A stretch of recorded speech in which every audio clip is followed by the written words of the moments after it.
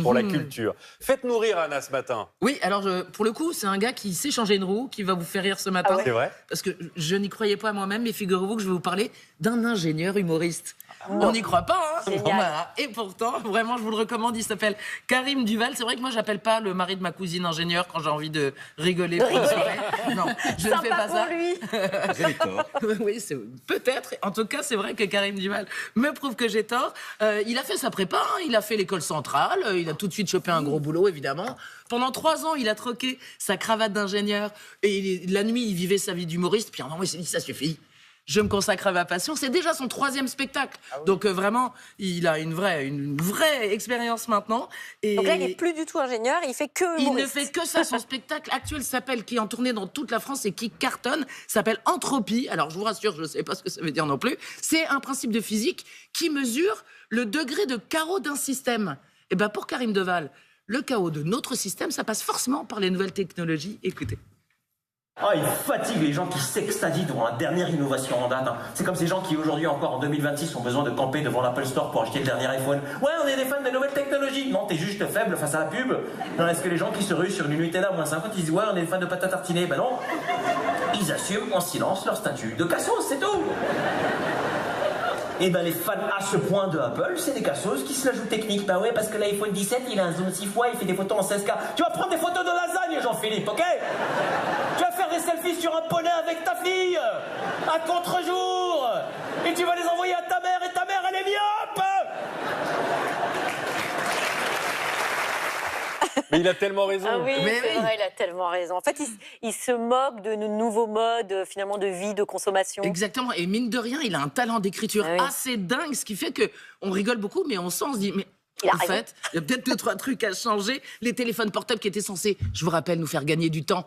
Hein, et qui nous bouffent le cerveau, qui nous mangent tout notre temps, la bêtise totale de l'intelligence artificielle. Et puis, il se moque aussi de certains de ses anciens collègues, des ingénieurs, regardez. Les gens techniques sont à l'aise avec les appareils. Moi, je galère ne serait-ce qu'avec un micro-ondes. Moi, si je chope les ingénieurs qui conçoivent les micro-ondes, là, j'ai 2 mots à leur dire. C'est quoi ces micro-ondes, là, à 17 modes? Et puis surtout, c'est quoi ces dessins autour du bouton du micro-ondes? 2 flocons, un grand, un petit. 3 gouttes, 2 rouges, une blanche. Et à côté, un jambon à l'os. Un steak. Des arêtes de poisson. Qui réchauffe les arêtes de poisson? Et ça marche avec la machine à laver le linge aussi. oui. Pareil. Voilà. Carrément, il y a 18 modes, on n'y comprend rien. Exactement, il règle ses comptes avec ses anciens collègues. Et justement, c'est aussi tout ce monde du travail qu'il a bien connu, qui en prend pour son grade. Vous savez, ces startups dans lesquelles il y a des métiers dont on ne comprend pas le nom, les happiness managers, ou alors les boîtes qui vous proposent de faire une pause de yoga, du rire au moment du déj. Enfin, vous voyez, tous ces vrai. trucs, ça passe. Ou les reconversions, ça j'ai adoré, de l'ancien directeur financier qui se met à faire des cookies au son d'avoine. Enfin, c'est vraiment génial. Ne le ratez pas. Il passe près de Toulouse le 28 dans le cadre du Festival du Printemps du Rire. Et puis ensuite, il sera le 28 mai à Saint-Grégoire près de Rennes et le 7 juin à l'Olympia. Alors, mais moi, j'avais vu qu'il avait une autre date aussi, le 15 juin. Alors ça, c'est un énorme rendez-vous. Il organise depuis 5 ans le bac philo des humoristes. C'est-à-dire que le jour où les sujets tombent vraiment, où les bacheliers passent l'épreuve, eh ben, il file à 8 humoristes les vrais sujets du bac philo, et ils planchent toute la journée et ils doivent jouer devant Bobino, 800 spectateurs le soir même. Ils ont un trac de dingue. Petit extrait, si vous voulez, des éditions précédentes. Là, c'est Karim Duval qui nous reparlait pour introduire du fameux « Vous avez 4 heures ». Ah, j'ai peur déjà.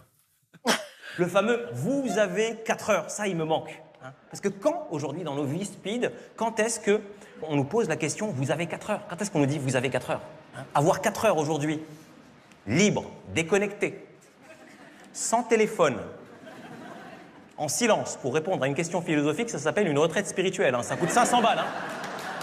Clairement. Le concept est génial. Hein. Le concept est génial et cette année-là, les sujets étaient vouloir la paix, est-ce vouloir la justice? Le langage déforme-t-il la pensée? Je vous laisse découvrir le sujet choisi par Yann Marguet. Écoutez.